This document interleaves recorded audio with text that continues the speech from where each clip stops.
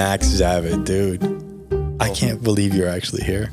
I know, it's crazy. Running into you at the Leafs playoff game. The one thing that brings all the Canadians down, like it's the common factor. Unfortunately, they lost. For sure. You know you're going to see friends and even relatives at those games. How many people did you bump into that you actually knew? At least 20. Yeah, right? Yeah. And I had an interaction like I had with you, which was funny. I'm like, what are you doing here?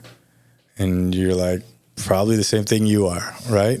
I couldn't believe that you moved down. Like, are you fully moved down or in process? In the process, I just about to apply for my visa, so I had to fill the requirements for an E2 business visa. That's what I got. Yeah, so I plan to get the kids going in school this year, and that's going to be the official move once the kids are going to school here. Are you waiting for confirmation to get in? No, they're going to go to the local elementary school. Okay, because it's super competitive with so many people coming down here. It's like it's hard to get spots. Yeah, private schools especially. Yeah. So that's definitely something to consider after elementary school. There are a few schools that do open up the student population after 6th grade, and that's when you can apply. But before that, yeah, if you don't get in at like kindergarten or grade 6, good luck. I had a couple of heads of schools here, and I was telling my story repeatedly, so I won't repeat it again. But it's like we were still fortunate enough to get in early, and we did still wait a year, and we got in. And today, I don't even know what that wait list is like. And like you and I, is a common thread of people coming down here. And we came from like you grew up in Thornhill, but you didn't live in Thornhill when you were married, right? You were further south, but still Toronto, right? Like we go back, it's over 20 years that at least we bumped into each other, mutual friends, locations, played roller hockey together. I think we even played ice. There's so much history. And then, you see a lot of commonalities of people like you and I who were established and comfortable and had families in Toronto. And then we're down here. Why did you decide to make this move? Yeah, a lot had to do with COVID, and during COVID, it really, for our family, exposed sort of the mistrust, I would say, of the government and some of the policies with respect to forced vaccinations and lockdowns, right? And it's bad enough that most of the winter is very dark and cold, but then you put on top of that the inability to go anywhere and things being shut down. It was just a very tough couple winters, and you never know if that would happen again. So we started coming down here during COVID and spending more amounts of time. One time we came for a couple months, and we enjoyed the lifestyle. And I was going through a bit of a transition with respect to the business I was doing in Toronto, and I wanted a new challenge and start something new. And if I was going to do that, why not try doing it in a new country with new opportunities, with such a large market and great weather most of the time. Right. So there's a common thread always when people talk about COVID is the one that lit the fuse. Now in hindsight, it's not the only reason to leave, right? You talk about forced vaccines and lockdowns. Our fearless leader down in Canada right now just gaslighted us. A couple of months ago, I made a post about it where he said, I didn't force anyone to get vaccinated. I didn't force any lockdowns, which is absolute backpedaling and gaslighting.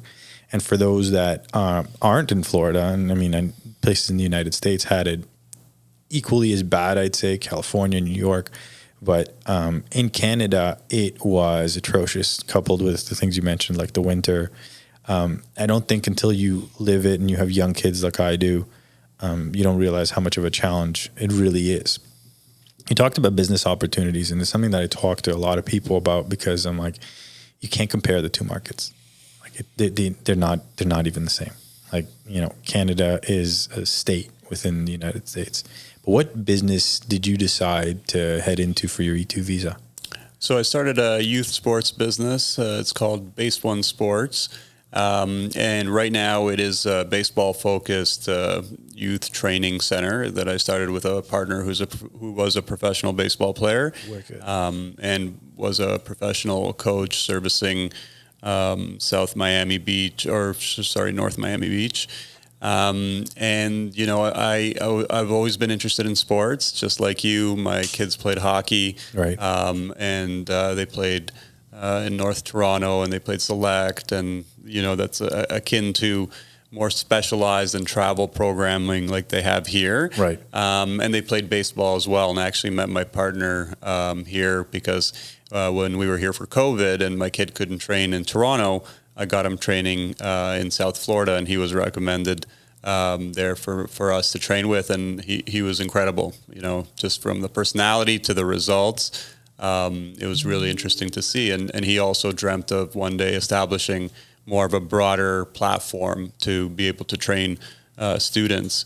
And to your point with respect to like opportunities and the way. I think this market, especially for youth sports, is better than in Canada. Even in a simple example would be taxation. On fitness services, there's no tax to the consumer here in Florida, whereas in Canada, for the same product, you'd be paying 13% on top of that, yeah. Right? That's one thing. Another opportunity that's here that isn't really available in Canada is starting a non-for-profit and being able to use the non-for-profit to do a lot of good in the community, and to be able also to run it with your business that is incentivized to give back. And to do a non-for-profit in Canada is almost impossible. Right. There's a lot of bureaucracy, paperwork, and everything else around it. So those were two big things and big opportunities, especially within the youth sports industry that I saw could work well. I know when we did our application, our E2 application, we had to do a business plan for the E2 visa. I'm pretty sure you had to do the same. And what we saw, based on some assumptions that we needed to make, was a 500 times larger market share in my wife's space because the access to insurance. Where you don't have that, privatized health, you don't have it's universal healthcare in Canada. And then the trend of just how many people are moving here with the same kind of ideology and demographics. Young professionals with young families, they got sick and tired of the way things were run, said there has to be a better opportunity, a lot of ambition, because no matter what you say, I mean, you're a lawyer, right? You're successful in what you do, but you have to start anew. You have to transplant and move everything down here. Yeah. You have those sleepless nights that you put behind you, essentially.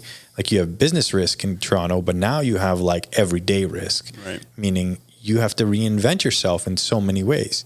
You have to figure things out, where the pharmacy is, where the grocery store is, what's the school going to be like, new sphere of influence, network of friends that you haven't seen. And yet, given all those things that we were so comfortable with, we still decided to move down here. Do you have any regrets? Not at the moment, and I don't foresee having any regrets. A lot of friends come down here to visit on March break and winter break and the whole deal. And I have also a lot of friends that have moved down in the last couple of years as well. And I find people here to be super friendly. I think Florida is a place that's traditionally more transitory. Right. So you have a lot of people from very different places and cultures and that kind of thing. And people are open to networking and meeting, and obviously having the, a spirit of the American dream and capitalism very well and alive here. People want to do business. They want to get to know you. They want to see if there are opportunities for that. So, it's definitely like a change. But, when I think back to, those winters or, even some of the way that Toronto, I think, has changed in the last little bit over the years, where it's not considered a very safe city anymore, And when I tell people that, they find it baffling. Yeah. Like you probably saw an incident that just happened in a subway a little while back. Yeah. It seems like it's happening all the time, right? We have somebody who we mutually know, a buddy of mine. His name's Ellie, and he told me that he was driving with his son coming from downtown Toronto. He's a Bathurst and Dundas, just parked at a red light, almost got carjacked with his kid in the car. Yeah. And he's not a little guy either. So, people that, and I have a couple of people that I'm friendly with that are in law enforcement, and they continuously now say it's hug a thug, where they can just do whatever they want to do. You probably heard this a lot, and especially if you still have friends in Thornhill, car thefts are like happening on the regular. I know somebody who's had the same car stolen 4 times. Yeah. They've recovered it because of air tags. So yeah, Toronto is not what it used to be. When I was a kid, unless you walked into specific neighborhoods, and even those neighborhoods weren't that bad, you had no business to be there. Right. You can walk around. You don't have to lock your door at night. Like you weren't scared about this sort of stuff, and now you have to think twice. Yeah, there weren't random stabbings on the TTC. You could take the TTC from Yonge and Finch to downtown Toronto. Yeah, take your kid to a Leaf game or go to watch a baseball game or whatever. I got 20-year-old nephews that one's going to be working at Sick Kids. He's like, I'm not taking the subway anymore. Yeah, I'm not going down there. Yeah. Like, when did this happen? Yeah, the last time I took a subway was the last time I took a subway. It's so crazy. Like I can't emphasize enough how ironic, but if you look at a sample size, the fact that you and I are both here, and there are so many of us coming down here or in the queue of coming down here.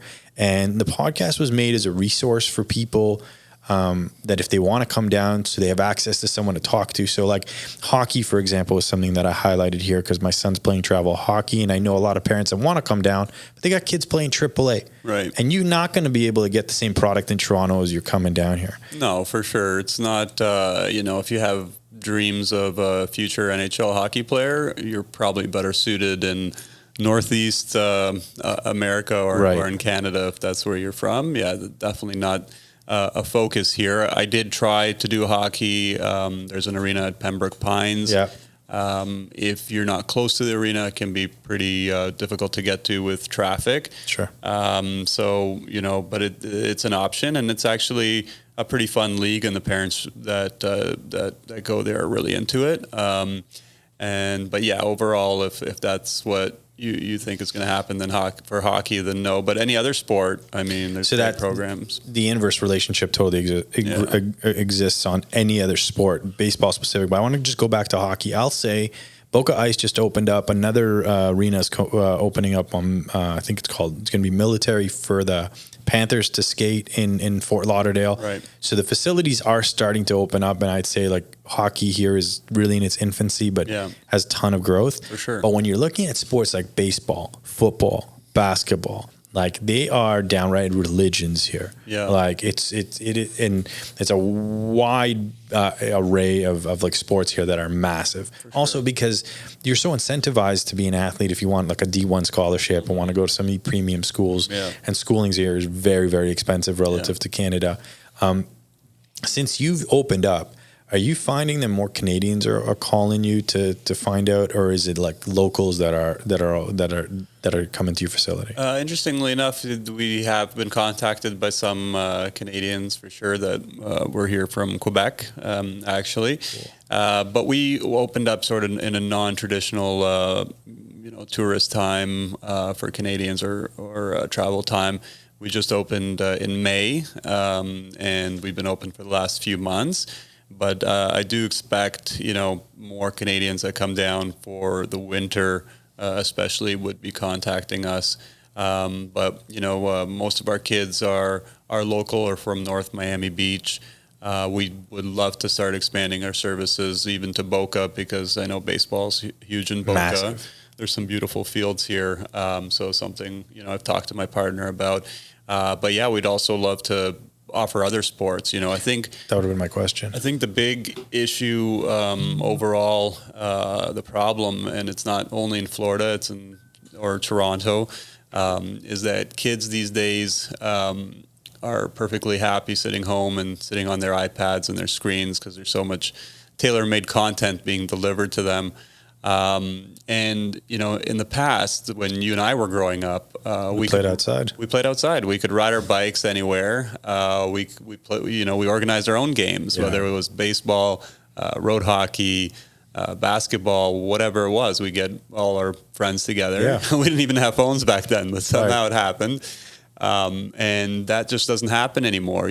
Kids, there isn't the trust of parents letting their kids go and ride their bikes and getting together with friends, and the school programs and the community center programs have been also largely defunded, and even if they do provide programs, they're usually very basic. They're not very specialized programs, and for some of the kids, they really love a particular sport. It really helps for them to be able to develop their skills and reach another level.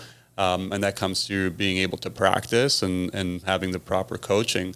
So what we're really trying to do is provide that place that's accessible for parents, that's affordable, and that really builds their skills. And in sports, you learn a lot of life lessons, right? Whether it's confidence or teamwork, resiliency, dealing with failure. Like there's the list goes on.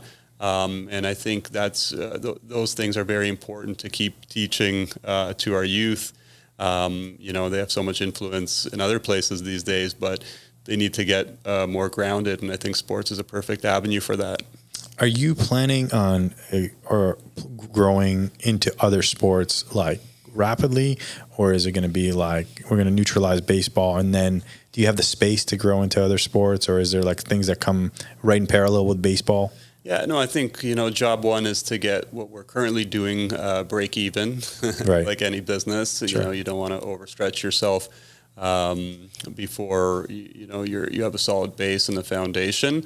So, hopefully within this calendar year, we could do that. And then we'd look towards possibly opening up another location that could facilitate more sports. Perhaps it would have baseball as well, but definitely we see an opportunity where, coaches could get involved with our programs, with our facilities, and bring clientele and have the space for it.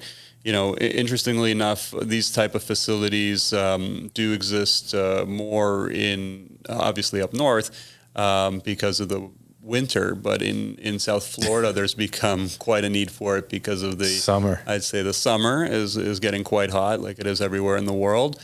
But it also inclemental weather like rain, and that causes an issue not only when it rains, but it takes a while for these fields to dry up and that kind of thing. So, indoors becoming more popular in Florida, I'd say much more popular and growing, and that's what we want to do. What kind of stuff do you provide within your space? Like what kind of what's available to the kids? Right now, there's summer camps. There's private training, group training, whether it's pitching, catching, hitting. I'd say right now the most popular thing is hitting. You have batting cages? Yeah, we have batting tunnels and a few pitching machines, and we have a hitting simulator called Hit Tracks, which is really cool. Wow. It sort of gamifies the experience for the young ones, and it's also gives you real data on your swing and how fast you're hitting the ball and how fast the ball's going and where it's going. So the kids could actually play simulated games. Wow. Where they hit the ball and on a screen it shows how far it goes, and you can play with the numbers a little bit so they hit a little bit more home runs. And that's good for confidence. Oh, it's great. They still have to hit it well, right? Sure. It's just what's the youngest and the oldest? Like, what's the ages? Yeah, I mean, we have clients that are young as 4, and we've also had some clients that are on the 4. cusp. Yeah, 4 years old, and they're good. Like they can swing and move and do the things that probably a 6 or 7-year-old can't do sometimes. So it's interesting to see. When you're around youth sports and you really see the diversity of kids and different maturity levels and sometimes even just the way their bodies are developing faster than others, and natural talent, right? So, yeah, we've had kids as young as 4 putting in some good work, and we've had even professional players and prospects, around 18 years old, working out, even older sometimes. Players that may still want to be in their beer softball league. They want to stay good. They want to stay exactly, so they come out and take even lessons or use the facility for that. You talk about the American dream, and you open this up in May, and you're talking like, job one is to hit break even. I have the same conversations, my wife's space, because that's the business we're focused on. And in the same breath, you talk about we want to expand into Boca and the American dream.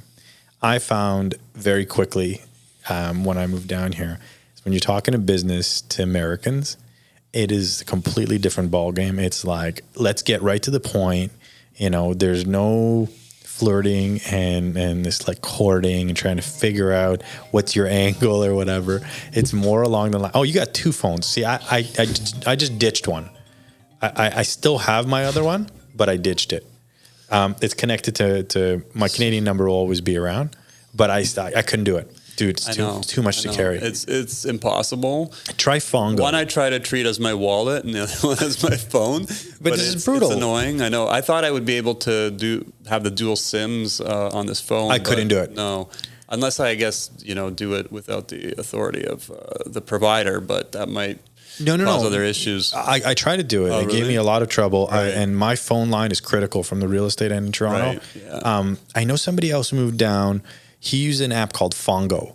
I tried to set it up. It didn't work. It worked the exact same way. It's basically an app. It just forwards the phone, text, and all that. Yeah. I wasn't able to do it, but I'm telling you, 2 phones, to me, I was so mad that I was going all the time, and just to carry them around. 100%. And these are the things that people don't understand. I know it seems insignificant, but now you're paying 2 phone lines and 2 different jurisdictions, and you got to carry this stuff around.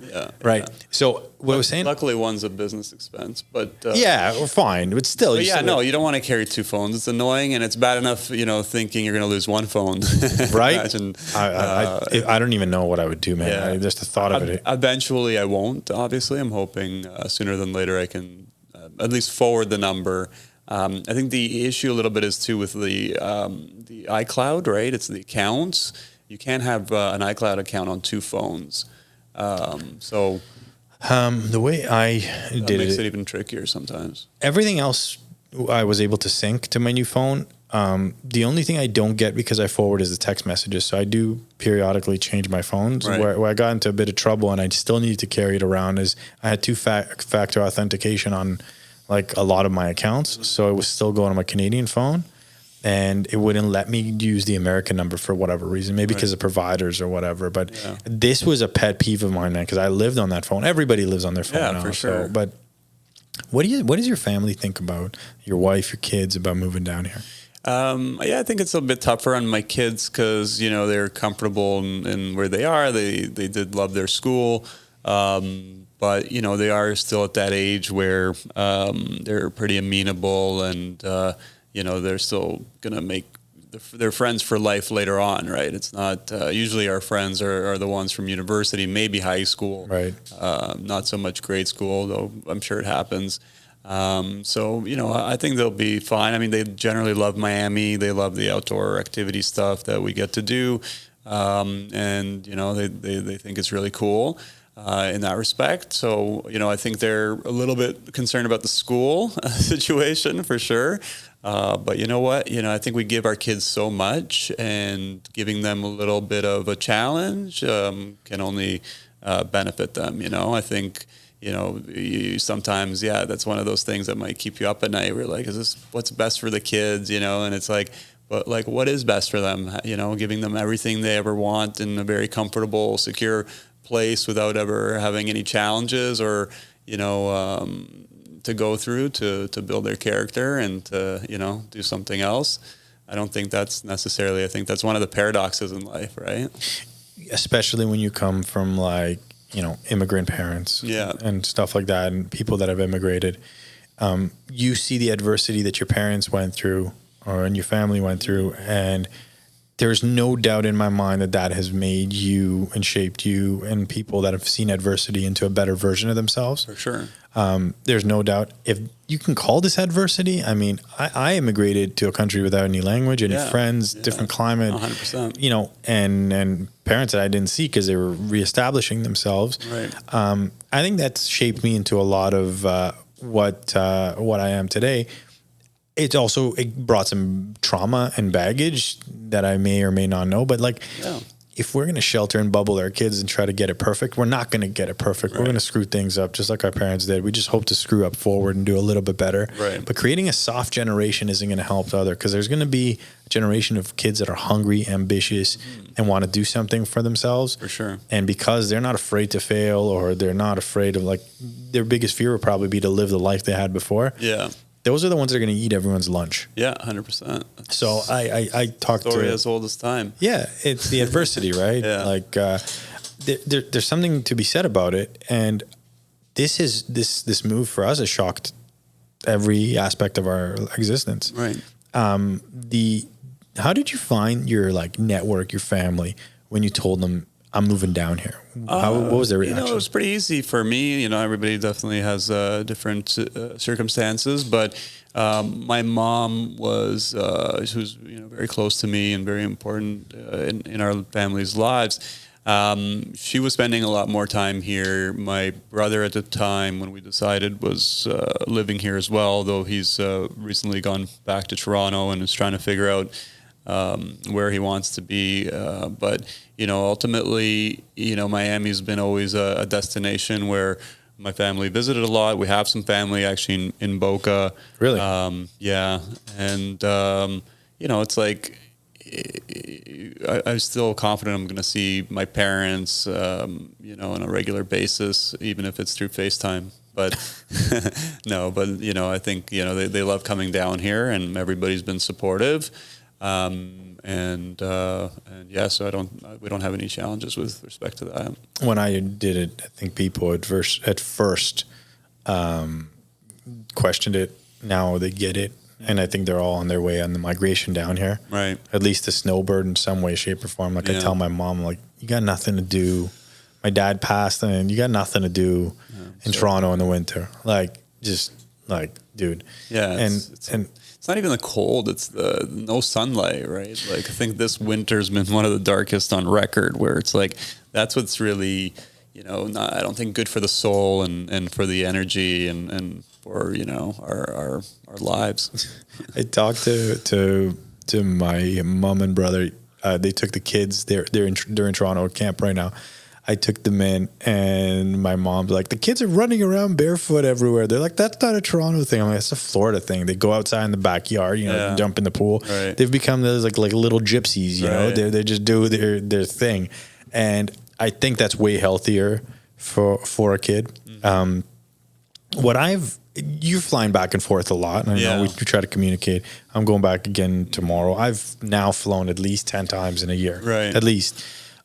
Every single time I fly in, I can tolerate Toronto less. Yes. Do you feel the same way? Yeah, I do. Like, I'm like, all right, my threshold for how many days I can stay before I'm like, all right, I'm done with this. Yeah. It's the way I watch the news, right? And it's depressing. Yeah. And not even the news; it's the commercials. Yeah, they constantly make you feel like you're sick. Right, and they're very lame. Yes, it's legit like that. Yeah. And then when I talk to people, everyone seems so subdued and just tired. Right. And like trying to squeeze in as much fun as they could possibly squeeze in while there's sunlight. Right. And I know the weather's not the only thing, but it's the culmination of everything. And COVID, the politics, lit the fuse. Right. Yeah, 100%. And like this thing, I don't know if you Bill C-18. Yeah.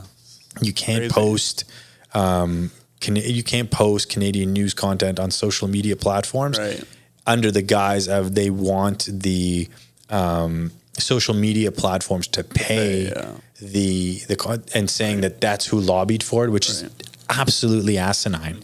Because now nobody's consuming their content and they're just going elsewhere where it's free. Yeah, for sure. Right? And really, if you think about it, it's because the news that has been catered towards current government structure, and I think the world as a whole no longer really lives by the mainstream media sources anymore as gospel. No, they're on X, formerly known as Twitter. Right. And he actually just put that out for a new, what's it called? He wants a new logo or something like that? It's going to be rebranded. It's no longer Twitter. It's going to be called X. Like it. Dude, and that guy. It's going to be an ecosystem.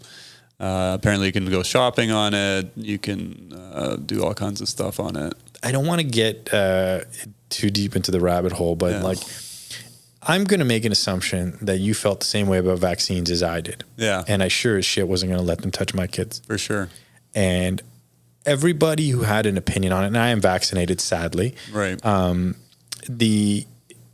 They were conspiracy theorists. Right. Like all this crazy, how dare you think like, and now all that stuff that's coming out that's like, maybe those conspiracy theories had some weight. Yeah. Right. The difference between how Florida and the rest of Canada and some of the rest of the United States treated was that they give you choice. Yeah. We weren't given any choice. No. Right. And you come back to Canada and you talk to people and they're scared. Like I'm flying in for a couple of podcasts, and when I talk to people about, hey, you want to jump on the podcast here? And they're like, sure, let's have a conversation. Very little to the effect of like, what are we going to talk about? Mm-hmm. Every single person I talk to in Toronto about, let's jump on a podcast. Like, well, I can't talk about this because of my job. Right. I can't talk about that because of, people's opinion. They're scared because people lost their livelihoods. They lost their jobs. They lost businesses. They lost friends. Yeah. There's still people walking around saying marriages. That can't even be understated. Yeah. How many times that topic has come up. Yeah, 100%. It's gotten crazy. And it's not going away. No government ever gives back, takes all this power and then gives it back. Yeah. Yeah, no, I think, there's obviously a lot of corruption, just it's all relative and there's different levels. And, there's no doubt that pharmaceutical companies had great benefit in selling this vaccine. Sure. And, I think governments saw an opportunity. I wouldn't go so far as to say they got paid directly, but I'm sure there was a lot of indirect benefits, that often happens. I worked at Queen's Park in the Legislative Assembly for a member of provincial parliament right before law school. And I remember, one thing that really stood out to me is the amount of meetings the MPs were busy with, not only meetings, but parties. Like festive parties, not political parties, with some special interest group, right? Whether it's egg farmers to maybe more nefarious groups trying to push agendas. But yeah, it's really crazy, and then that does happen, and it's obvious. And if you follow the money, that's I think unfortunately what happened. A lot of it, transpired. I'm not going to go so far to say that there was some shadowy network behind it or individuals, but it's often in the case of our society, everything's driven by self-interest, and unfortunately that includes money most of the time. Usually, obviously, it incentivizes, and that's what people do it for. But if you look past just the money, the impact that it's had on people individually, and what it's done right to the common denominator being the individual home. Remember the time where we couldn't see other people, and yet, because you were afraid your neighbor was going to rat you out for having more than 4 people in your house. Right. That's what my parents fled from in communist Russia. Mm-hmm. Right. If you got an extra, to a degree, in some ways, but it has the same sort of essence in it. It's not, obviously it wasn't the same thing. Right. And then it got down to the point where we were letting the minority dictate terms for the overall majority, because you weren't allowed to have any sort of opinion that was contrary to what everybody wanted you to believe at that time. For sure. You were either a lunatic or you had to get it done. Yeah. Instinctively, humans found that something was off. Like it doesn't make sense. In the beginning, I was crazy about it. And then by the end of it, I'm like, let me question some things. So when I started questioning things with certain people, I got a lot of pushback, specifically in the medical sphere. Right. And And then give it a little bit of time, I found that these people actually had a contrary opinion, but were afraid for their livelihoods, were afraid for their reputation, were afraid for their future. And once you get into like, you have to bully somebody into behaving a certain way, tells you that there's something that you're hiding, right? Otherwise, if the information was black and white, if the science was what it said it was going to be. Like, I mean, the problem is the science is not black and white, right? And it's always evolving. And that was like an interesting theme that came out of this. It's like people kind of lost sight of the fact that, just because there's certain science doesn't mean there isn't contradictory science and who's conducting the science, right? So it was really a crazy time and very polarizing, unfortunately. Sure. I think, now you don't even hear about it, which is really strange, right? And COVID disappeared. Yeah, all of a sudden, it's gone. It's like it never happened, and it's because we had our shots. Yeah, right. And now in hindsight, you could see the people that didn't get vaccinated, and there are few out there that didn't get vaccinated, and they took their own life in their own hands, made their own decisions, but. It's pretty evident there was an at-risk population that we should have protected, and absolutely we always should, regardless of COVID.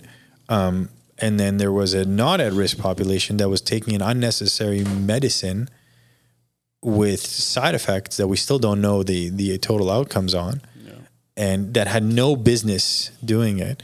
And I think where the real fuse was lit for people like us to move down is when they started pushing on kids, and everyone was like, all right, that's it. I'm done. Yeah. Right. And because I know that was for us. Yeah. We pulled our kids out of our school. They were going to a private school that mandated it. So did we. Took them out and put them in another one that didn't mandate it.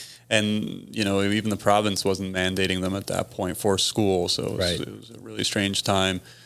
Camp did the same thing. Yeah. Sports did the same thing. Yep. Right, gymnastics, hockey.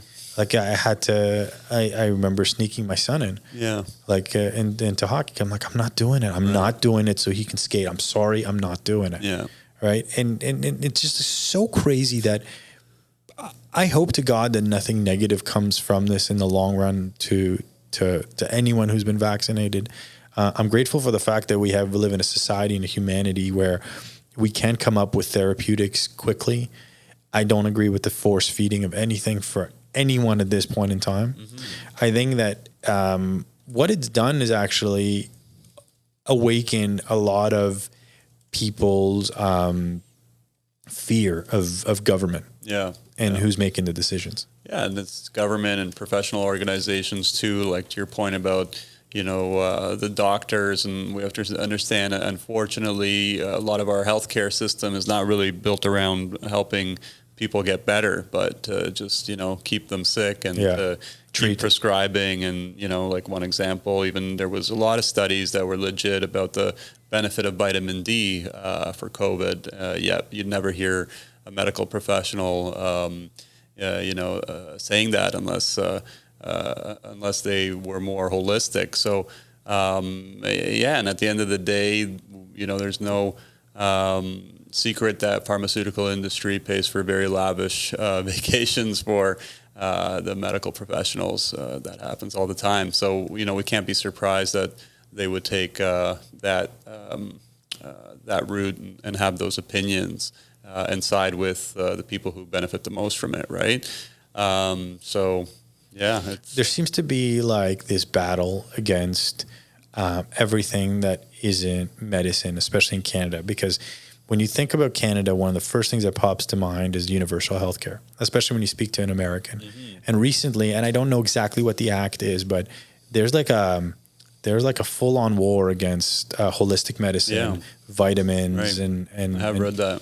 Yeah, so it's like all of this stuff doesn't add up, and Canada was like the greatest place on earth, right?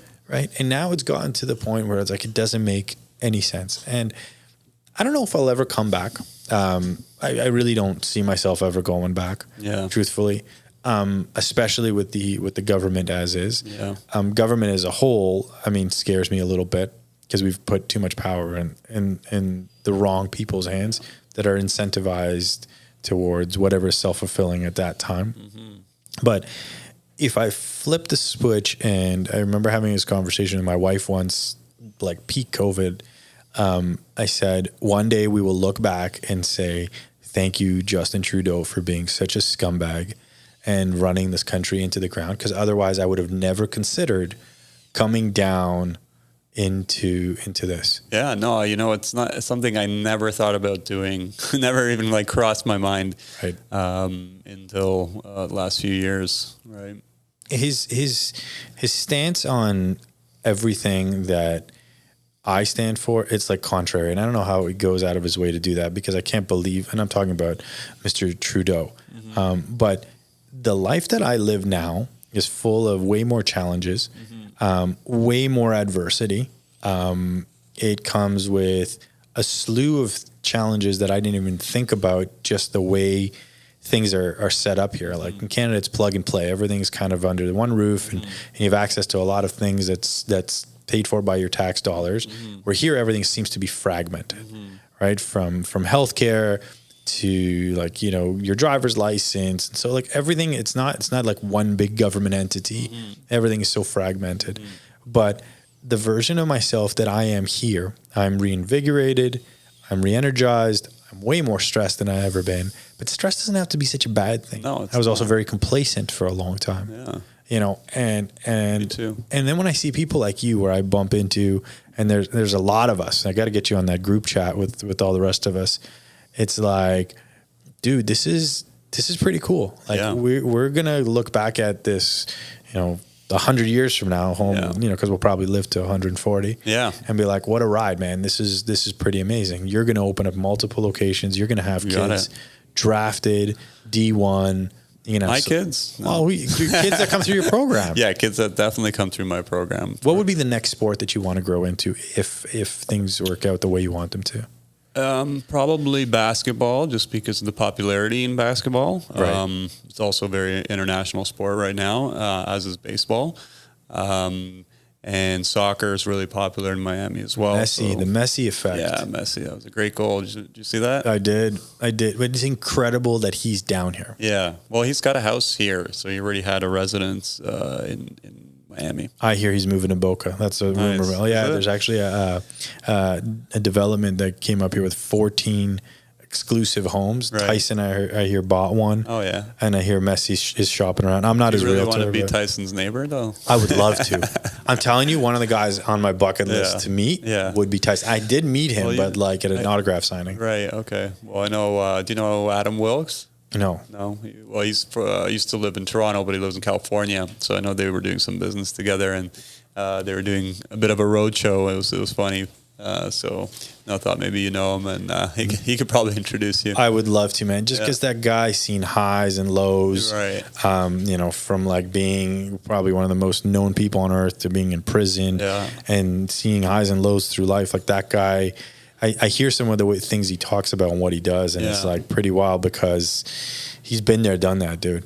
100%. It's important for all of us to, have our highs and lows. That's life, and hopefully our highs are higher than our lows, and we should thank God and bless. Feel blessed every day that we have our families that love us, and we're with the people we love, and that's the most important thing, right? It doesn't matter whether we're in Toronto or Miami or Costa Rica or anywhere else. We're fortunate to be able to live this life, right? Yeah. I look at my wife often. I'm like, oh my God, I can't believe we're down here. But kids are healthy. We're healthy. We're working towards like positive things. Right. They don't come without their challenges, but those challenges are things that we signed up for and that we want to do.